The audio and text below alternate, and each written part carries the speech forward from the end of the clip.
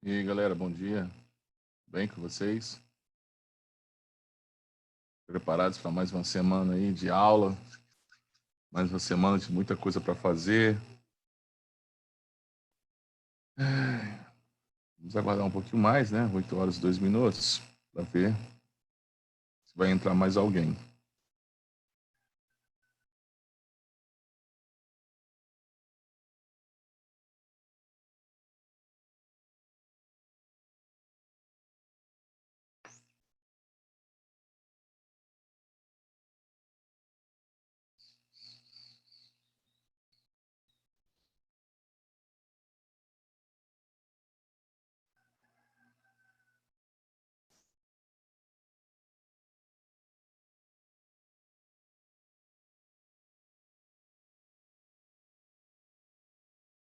Galera, nós vamos concluir o nosso capítulo hoje, se Deus quiser, né?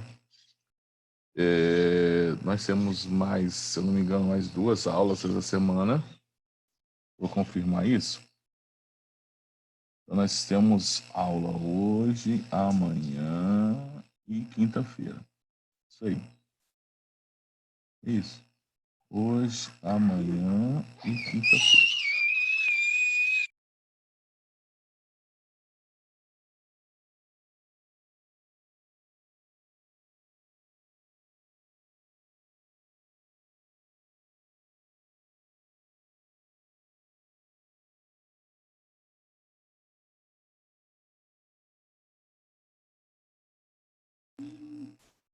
Isso aí, nós temos aula hoje, amanhã e quinta-feira.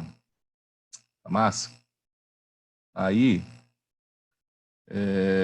eu vou tirar algumas dúvidas, então hoje eu vou terminar o capítulo 7. Vou pedir para vocês fazerem exercício do capítulo. Tem algumas pessoas que me pediram para resolver algumas questões, eu ainda não resolvi, não mandei o vídeo, mas eu vou fazer isso hoje, vou mandar isso hoje também. E nós vamos encerrar, então, o nosso livro 2, vamos partir para o nosso livro 3. Tá? Eu vou continuar com a física 2, então, diferentemente da anterior, eu segui a física 1, né? Agora eu vou seguir a física 2, então eu vou com a física 2 até o final. Até o final. Aí, sim, a gente concluiu o livro 3 da física 2, nós vamos para a física 1. Tá? Então, a ordem vai ser essa. Então, vamos lá. Deixa eu ir para o livro de vocês, então. Galera, só recapitulando a aula passada, nós discutimos que a única fórmula, na realidade, que nós aprendemos nesse capítulo aqui, que nós utilizamos, deixa eu pegar aqui, é só para recapitular o capítulo passado. Então, a única fórmula que nós aprendemos até agora, né, que nós discutimos essa fórmula, foi que a intensidade da corrente elétrica I é igual à carga que atravessa uma seção transversal em um determinado condutor, dividido pelo tempo que essa carga demora para atravessar essa seção transversal, pelo tempo de observação. Nós aprendemos que essa carga elétrica ela tem que estar em Coulomb. Nós aprendemos que esse tempo tem que estar em segundos e essa intensidade de corrente ela vai ser medida em amperes. Lá dos capítulos anteriores, né, nós já sabemos que para eu calcular carga elétrica em um determinado condutor, determinado corpo, basta multiplicar o número de partículas eletricamente carregadas pela carga elementar. E lembrando que essa carga elementar ela tem um valor padronizado de 1,6 vezes 10 elevado a menos 19 coulombs. Perfeito? Na verdade é mais ou menos, né? Porque se for uma carga positiva é mais, se for cargas negativas é menos 1,6 vezes 10 elevado a menos 19. Nós discutimos na aula passada também que em um gráfico, como está aqui, ó, um gráfico de corrente por tempo, a área dessa região aqui, ó, é numericamente, então eu leio assim, a área é numericamente igual à carga que atravessou essa seção transversal, tá? Desse condutor que atravessou esse eletrólito, que seja. Tá? Nós já discutimos isso na aula passada. Fechado? Vou apagar aqui e vou descer um pouquinho mais. Nós ficamos também discutindo na aula passada o sentido da corrente. Nós ficamos, né, discutindo pra caramba, né, o sentido da corrente, sentido real, sentido convencional. Nós aprendemos também que no sentido convencional as correntes, sentido convencional, tá, gente? Elas vão migrar sempre do polo positivo, da região de maior para o menor potencial, mas nós sabemos que em condutores metálicos esse movimento é inverso, porque em condutores metálicos quem se movimenta são quem? São as cargas negativas.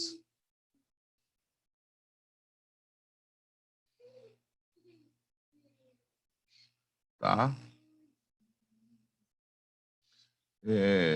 Seguindo aí, nós discutimos sobre o tipo de corrente. Na realidade, os dois tipos de corrente que nós temos... Epa, deixa eu sair aqui, deixa eu voltar. Foi mal. Opa.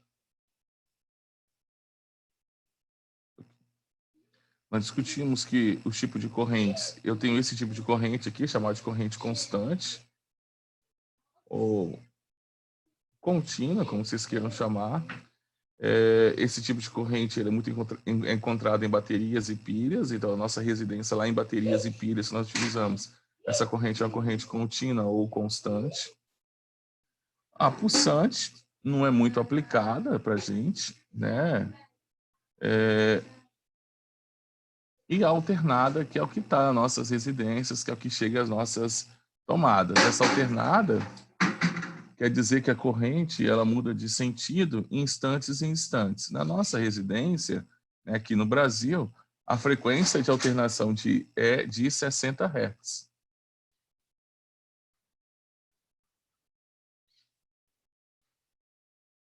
É de 60 Hz, ou seja, quer dizer que ela muda o seu sentido 60 vezes por segundo. Tá, cara?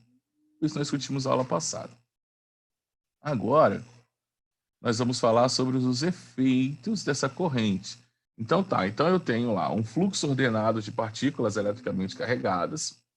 Esses fluxos de partículas eletricamente carregadas estão levando consigo energia elétrica, e essa energia elétrica, ao chegar a um determinado material, o que ela pode causar? Quais são os efeitos? Ela pode ser transformada em quê, né? Então, o primeiro efeito importante para a gente é que uma corrente elétrica, quando passa por um fio condutor, né, ela origina um campo magnético. Então, o primeiro efeito é o efeito magnético. Nós vamos estudar esse efeito magnético lá à frente, né? Nós vamos entender a lei de Faraday lá na frente, vamos entender. Mas eu quero que vocês saibam a partir de agora que a corrente elétrica causa um efeito magnético. Efeito luminoso, né? Então, existem duas maneiras de ocasionar um efeito luminoso. Eu posso pensar no efeito luminoso como sendo um efeito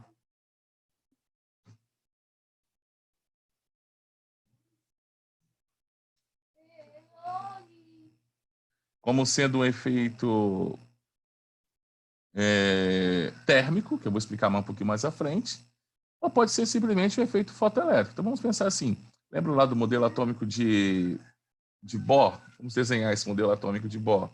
Eu posso pensar nesse efeito luminoso assim, ó. Vou pegar aqui pegar aqui, ó, eu tenho um núcleo, vamos pensar no átomo, e eu tenho camadas eletrônicas. Já aprenderam isso no primeiro ano. Então, o que nós aprendemos no primeiro ano, né? O que Bohr explicou? Que é o efeito fotoelétrico, né? Então, quer dizer que se esse elétron aqui, se alguém fornece energia para esse elétron, o que esse elétron vai fazer? Ele vai passar para a camada seguinte. Só que ele não vai ficar aqui nessa camada. O que vai acontecer? Ele excita, pula uma camada, só que depois ele volta para a sua camada de origem. Só que quando ele volta, ele libera essa energia que ele recebeu aqui, ó, em forma de luz. Então, posso pensar assim, né, que seria o efeito. Então, a corrente, as partículas eletricamente carregadas estão com energia, Essa energia é cedida, posso pensar a nível atômico, cedido por esses elétrons saltam uma camada, depois eles retornam e emitem isso aí em forma de luz, essa energia que eles receberam. Efeito químico, né? Se eu estudar isso em eletrólise, então eu posso usar a corrente elétrica para induzir reações químicas. Assim como eu tenho reações químicas gerando corrente elétrica, eu posso ter uma corrente elétrica que vai gerar, que vai induzir uma reação química de acontecer. Né? Eu posso ter os dois processos.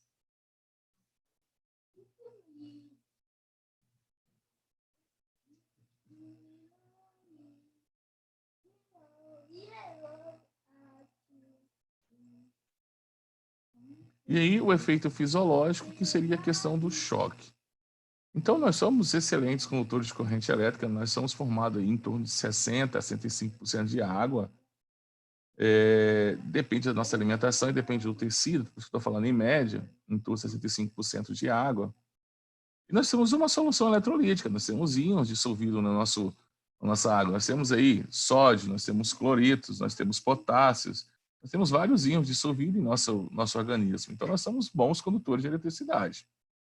E essa corrente elétrica, quando passa para o nosso corpo, né, nós chamamos isso de choque,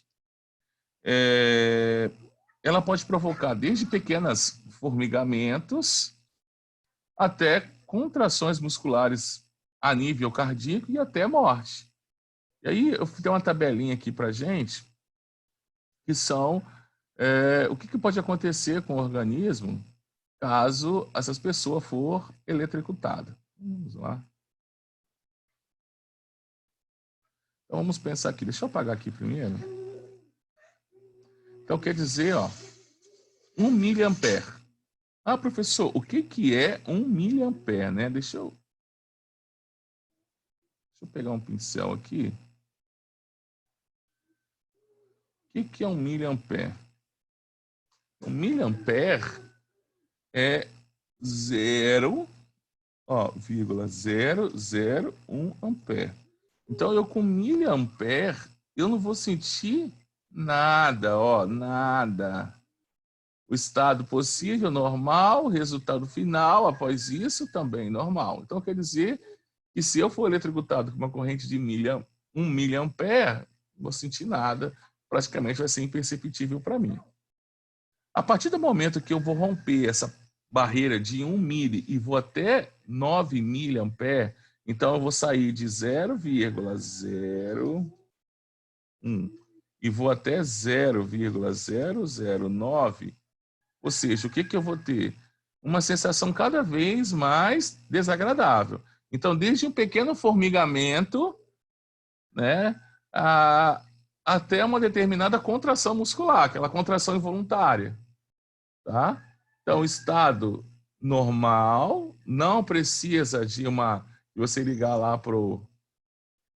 Aqui a gente não tem SAMU, né? Então o 92 não existe, não precisa ligar lá para o bombeiros, nada disso, é desnecessário pedir ajuda, e o resultado final também vai ser normal. Então, você foi eletrocutado, tomou um choque, aquele susto, né? Então você vai ter aquela sensação de contração muscular involuntária, né? Uma sensação desagradável, mas não requer socorro.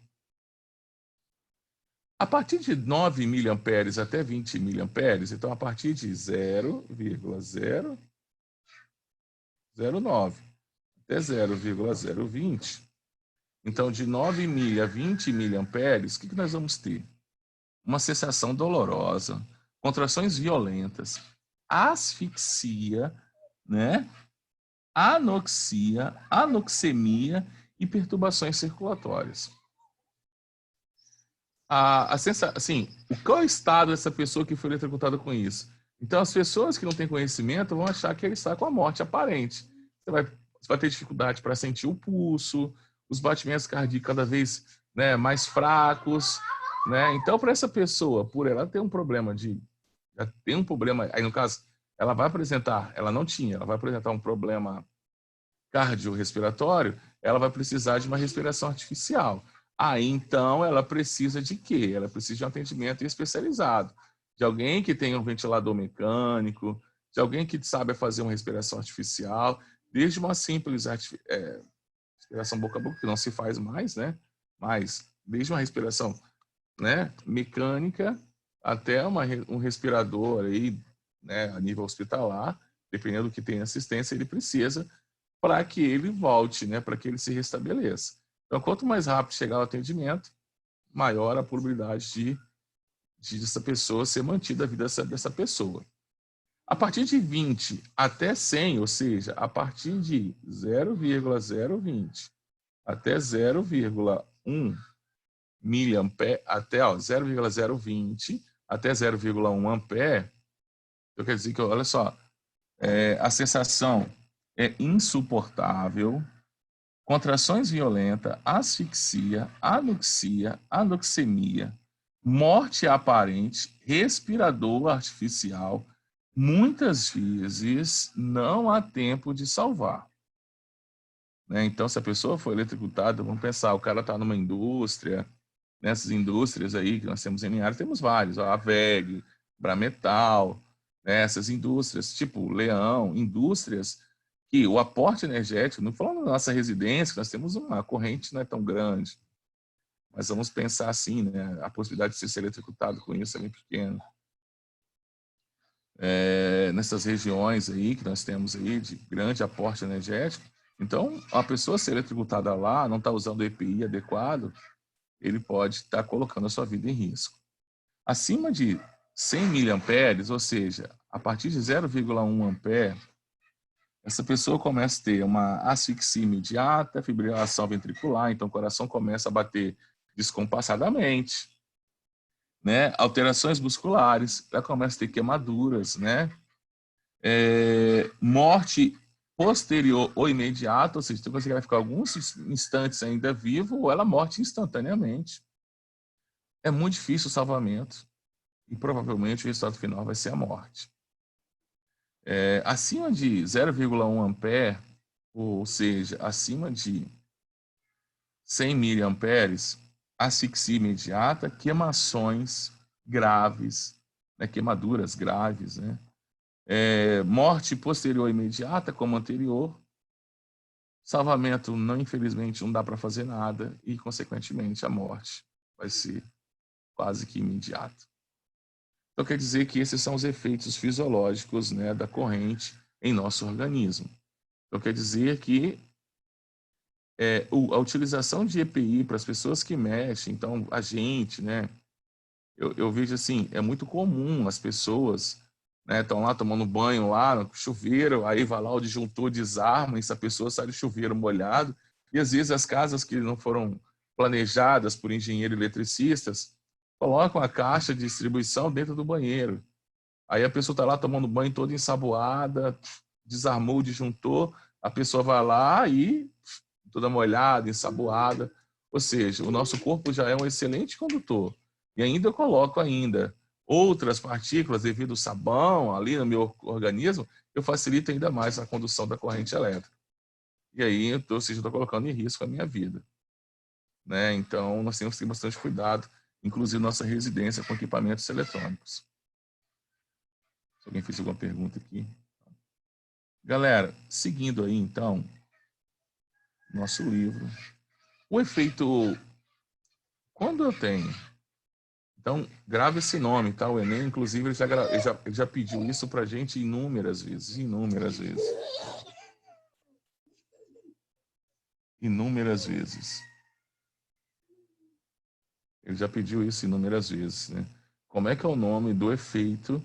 Então, eu tenho, ó, vamos pensar aqui. Se eu pegar aqui um pincel, vou anotar para vocês. Então, ó, a transformação de energia elétrica, vamos escrever aqui, ó.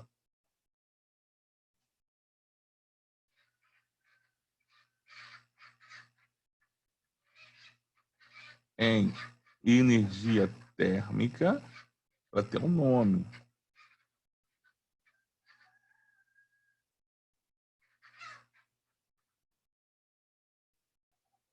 Então, energia elétrica sendo transformada em energia térmica é chamada de efeito, ó, efeito Joule. Nós temos vários equipamentos na nossa residência que utilizam esse efeito como mecanismo de funcionamento. Vamos pensar. Na nossa casa, quais são os eletroeletrônicos que utilizam como a temperatura como mecanismo de utilização para o nosso cotidiano? Exemplo, ó, ferro de passar roupa. Então, ferro elétrico.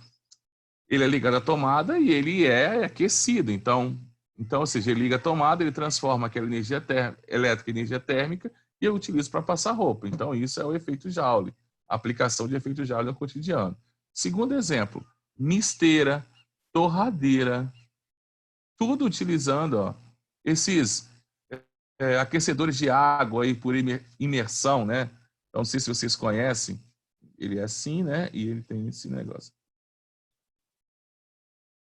Algumas é muito utilizado na roça, né?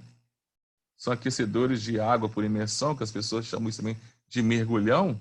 Então, ele está utilizando o quê? Energia elétrica sendo convertida em energia térmica para aquecer a água.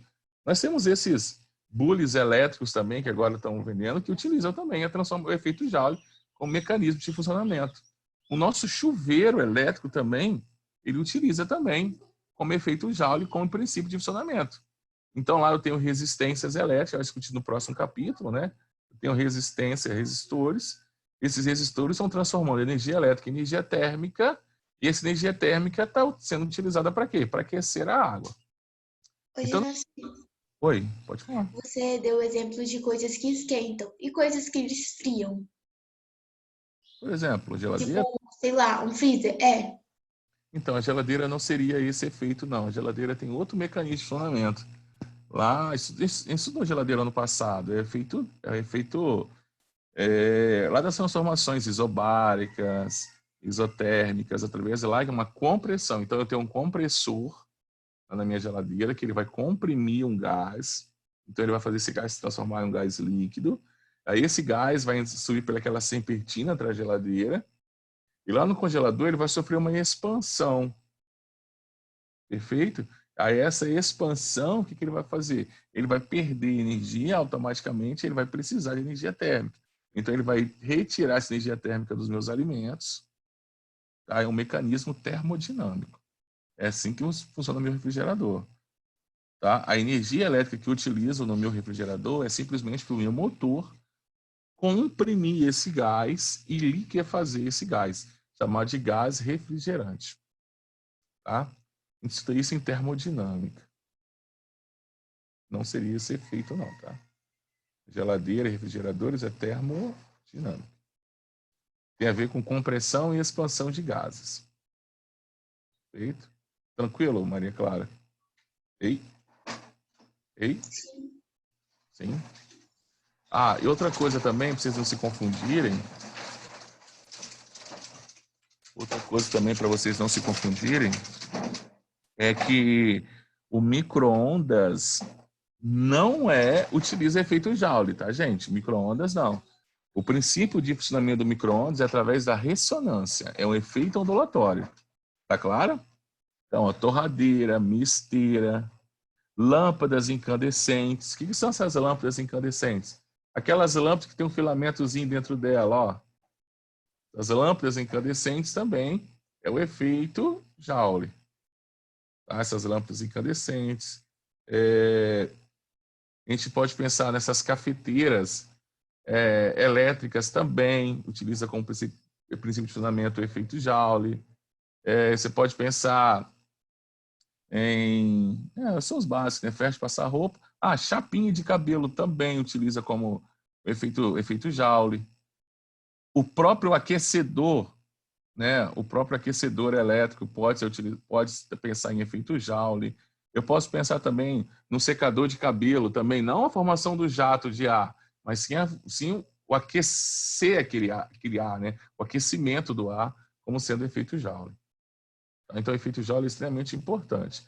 Na realidade, né, no próximo capítulo, a gente vai aprender como que eu vou pegar essa energia elétrica e vou transformar ela em potência. Eu quero saber, por exemplo, quanto tempo vai demorar para aquecer determinada quantidade de água, qual vai ser a temperatura final do meu banho, de acordo com a energia elétrica que está chegando lá para aquele chuveiro elétrico. Então, nosso próximo capítulo a gente vai aprender esses cálculos, tá? Transformar a energia elétrica em potência. E essa potência em potência térmica, tá? Ou seja, em calor. Se alguém fez alguma pergunta aqui, essa é a presença. Galera, então vamos mais um pouquinho aqui então. Deixa eu apagar isso aqui. Apagar todos os desenhos. Galera, aqui. Você lembra que eu passei para vocês aí que a corrente elétrica, em contato, por exemplo, né, o choque, ele é muito perigoso. Né? Então nós temos que ter equipamentos que vão trazer segurança tanto para a gente, né, que somos as pessoas que vamos manusear esses equipamentos eletrônicos, quanto para o próprio equipamento eletrônico.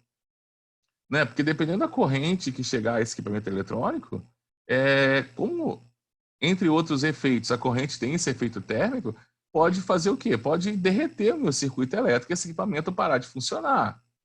Então, eu preciso de ter equipamentos no meu circuito para proteger tanto o meu equipamento, quanto proteger o indivíduo que vai manusear esse equipamento. Então, o que nós utilizamos? Utilizamos fusíveis e disjuntores. Os disjuntores, né, na casa de vocês, provavelmente deve ter, acredito que sim.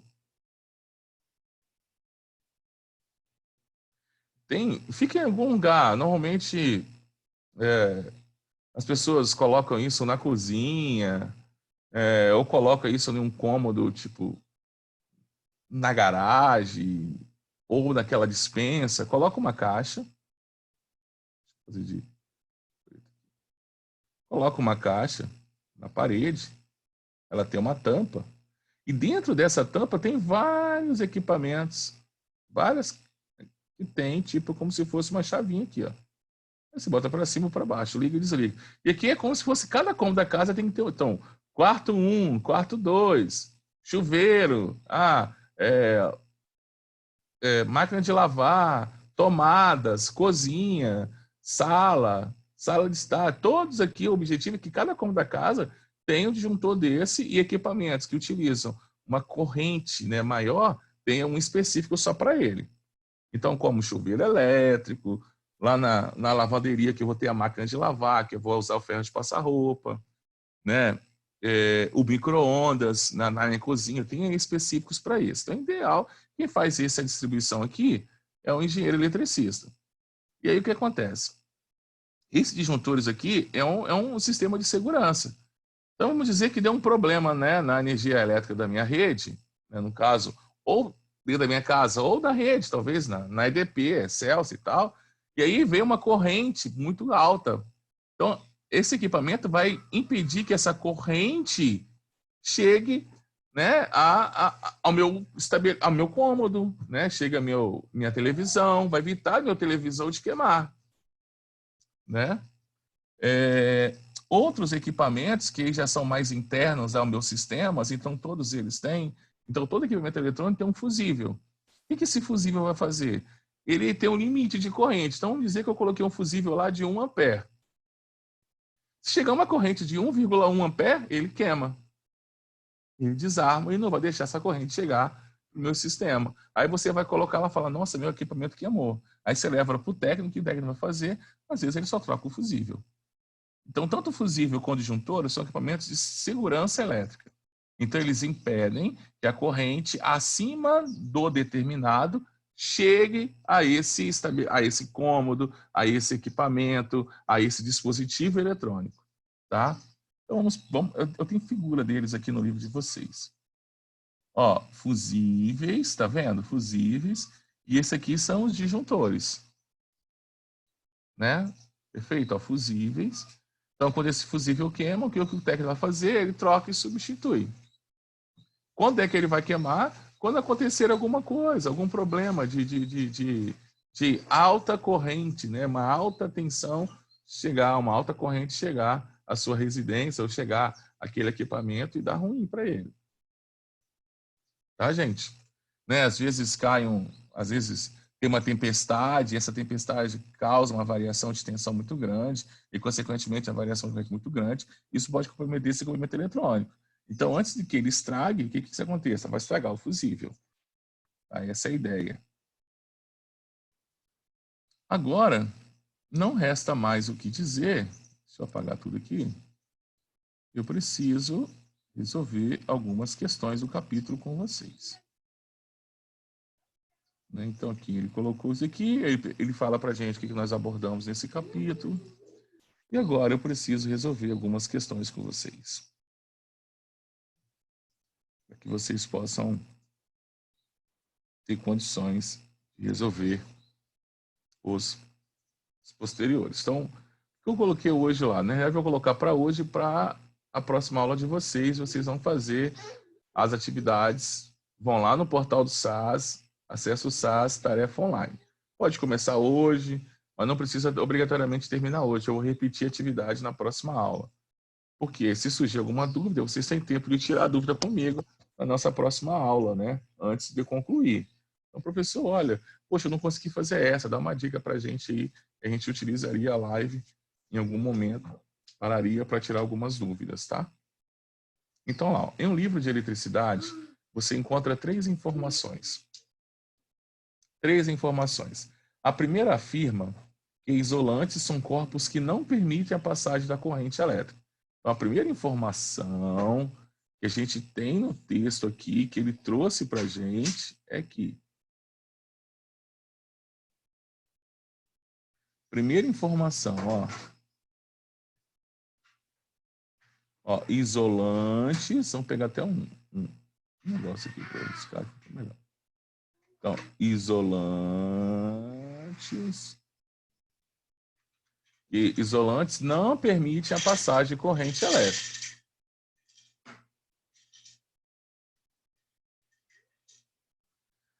Nós já estudamos isso. É verdade? O isolante não permite a passagem de corrente elétrica? É essa a definição que nós temos? Não, né? Isolante, ele tem alta rigidez elétrica. Não quer dizer que ele não permite. Ele permite. Mas para que a corrente elétrica passe por ele, eu preciso ter uma grande diferença de potencial, um grande campo elétrico. O ar é um isolante. Mas durante uma tempestade, ele conduz a corrente elétrica de uma descarga elétrica, né, de um relâmpago. Então, quer dizer que todo isolante pode sim ser condutor. Depende de quem? Depende do campo elétrico que ele está submetido.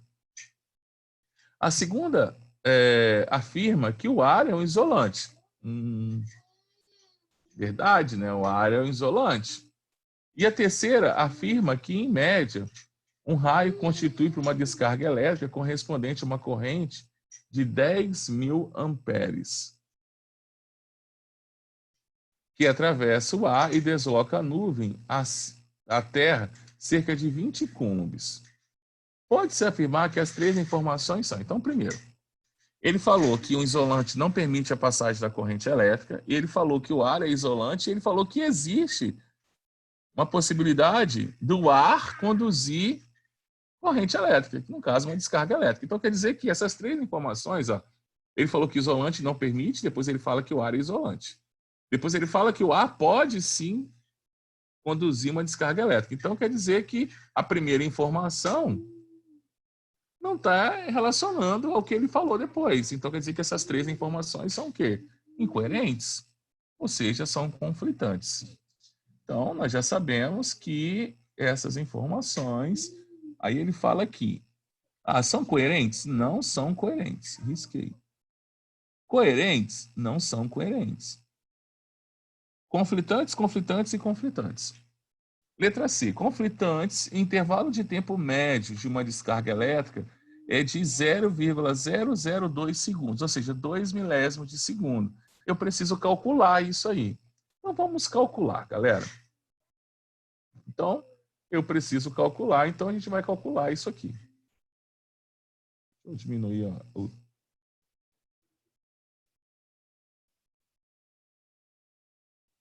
Então, vamos calcular. Nós sabemos, vou calcular aqui, tá? Nós sabemos que I é igual aqui sobre ΔT. Nós já aprendemos isso. Então, nós aprendemos, mas o que nós aprendemos? Então, a corrente, ele falou que é de 10.000 amperes, vamos colocar aqui, 10.000 amperes.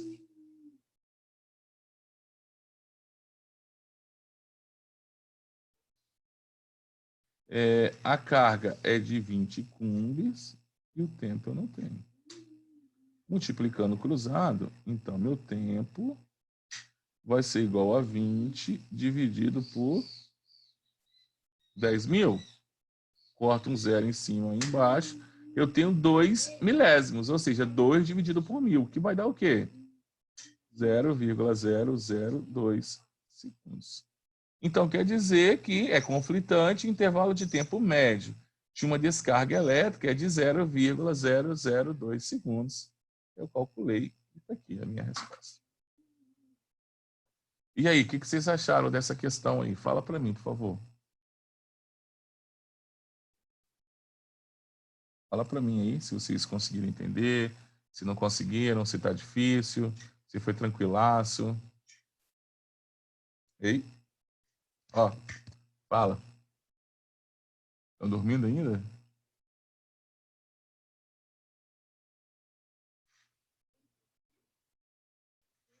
Foi. Dá para ir, né? Dá para ir, né? Beleza, então. Então vamos lá, vamos fazer mais uma então. Galera, mais um exercício, exercício número 2.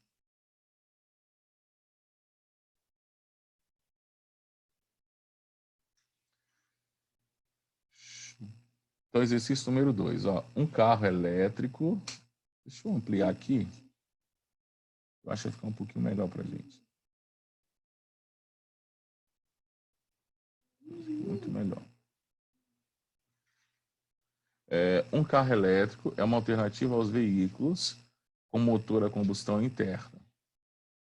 Aí ele fala assim, qual é a autonomia de um carro elétrico que se desloca com essa velocidade, 60 km por hora, se a corrente elétrica empregada nessa velocidade é igual a 50 amperes e a carga máxima armazenada em suas baterias, 75 ampere-hora. Então, gente, um cuidado com essa medida aqui, ó. É muito comum nos nossos equipamentos eletrônicos, né? Se você olhar a bateria, por exemplo, do seu telefone, lá nas especificações técnicas, você vai lá vai ver a carga dessa bateria, vai estar lá em miliampere-hora. Isso é carga. Ah, professor, mas está aqui, ó, ampere, ó. Tá, ampere é corrente, mas hora é tempo. Se você lembrar da fórmula, I vai ser igual aqui sobre ΔT. Se você multiplicar corrente por tempo, você vai obter a carga. Então, ampere-hora nada mais nada menos do que carga elétrica. Então, olha só o que eu tenho aqui. Ele quer saber a autonomia.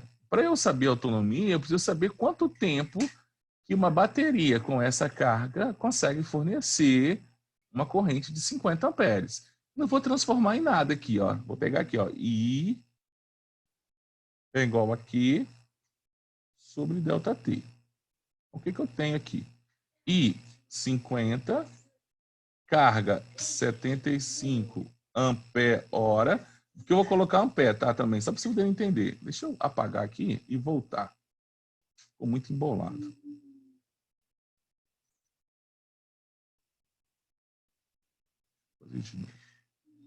Então, ó, vamos substituir, ó, 50 amperes, que é a carga. Vou colocar só para vocês verem que eu vou cortar, ó. A corrente é 50 amperes, a carga 75 amperes-hora e o tempo eu não tenho. Olha só, agora repare aqui que de um lado eu tenho amperes, eu vou cortar, do outro lado eu também tenho amperes, eu vou cortar.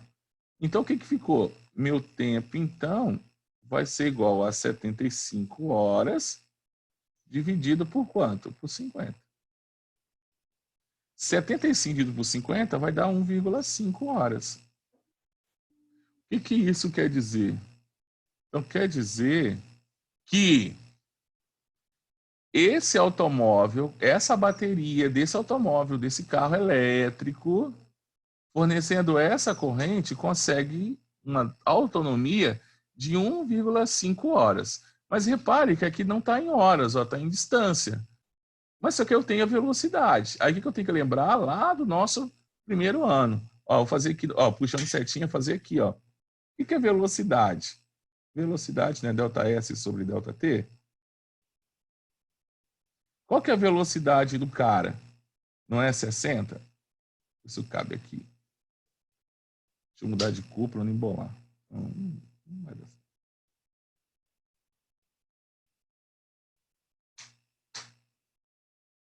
Se embolou aqui, mas dá para ver, ó. Ó, delta S 60 é igual a delta S sobre 1,5. 1,5 vezes 60 vão dar 90 ondas. E a 2? Quero que vocês falem para mim como é que foi a 2. Ficou um pouco embolado aí ou dá para entender? Fala para mim. Não entendi, não. Tipo, eu entendi o que você fez, mas não entendi como que faz. Outra coisa, o que? Não é Kombi, sei lá, a carga? Coulomb. Isso. Por que usou esse 75? Ampere hora. Isso. Então, olha só. Na realidade, é uma notação usual. Usual. Tudo no seu cotidiano que usar bateria, se você pegar lá seu celular, seu notebook, tudo que usar bateria, você vai ver lá nas especificações técnicas dela a carga que ela consegue armazenar, aquela bateria. E aquela carga vai ser expressa em ampere-hora. Entendeu? Não vai vir em Coulomb. Coulomb é Sistema Internacional de Unidades. Entendeu? Sistema Internacional de Unidades. Agora, ampere-hora não é um sistema internacional, é um padrão técnico. Então, a gente tem que entender, que nós temos que entender que existe uma outra unidade de medida para carga, que é uma unidade técnica. E qual vai ser? Ampere-hora. E aqui eu expliquei por que é ampere-hora. Imagine, se esse cara estiver em amperes e meu tempo estiver em hora, se eu multiplicar os dois, eu não vou ter ampere vezes hora? E não vai ser carga? Quem é carga? Ó, vamos isolar. Carga não é corrente vezes tempo? Dessa fórmula aqui, ó, caso eu queira descobrir a carga, eu não tenho que multiplicar a corrente vezes o tempo? Unidade de corrente não é ampere? E tempo não pode ser medido em horas? Então, se eu multiplicar ampere vezes horas, o que eu tenho? Carga. Então, é uma medida técnica. Medida técnica. Não é padrão internacional de medida, medida técnica. Então, todo equipamento que usa bateria, essas baterias têm uma notação escrito lá em miliampere-hora. Quem tem essas baterias portáteis também, vocês podem até olhar. Aí tem umas lá de 6.000 miliampere-hora, outras de 1.000 ampere-hora, 1.000 miliampere-hora. Já olharam essas baterias portáteis? Deixa eu colocar aqui para vocês darem uma olhada na internet.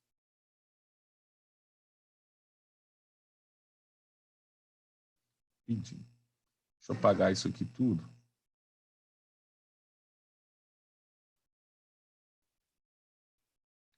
Ó, baterias.